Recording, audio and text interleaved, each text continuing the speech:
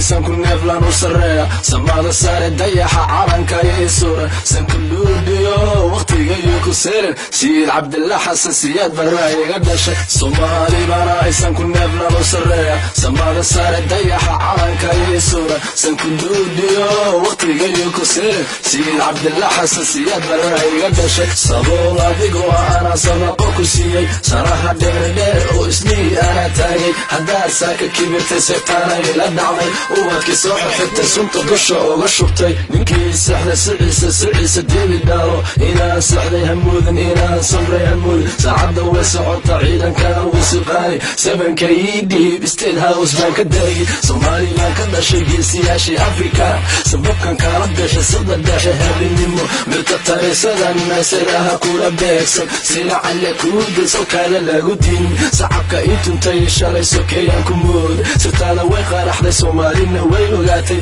safaaradadan gubi inasan ka duudiyo sidii Hitler baan sinjigaada baabi'in Soomaali bana aysan ku neeflan u sarreeya samada sare dayaxa calanka iyo suura san ku duudiyo waqtiga iyo ku seerin Sayid Cabdillah Xasan Siyaad Barre iga dhashay Soomaali bana aysan ku neeflan u sarreeya samada sare dayaxa calanka iyo suura san ku duudiyo waqtiga iyo ku seerin Sayid Cabdillah Xasan Siyaad Barre iga dhashay Hargeysa sooda Garowe sooda Jigjiga sooda Garissa sooda Xamar sooda Kismaayo sooda Buhooda sooda Beledweyne sooda Bardheere sooda Baydhabo sooda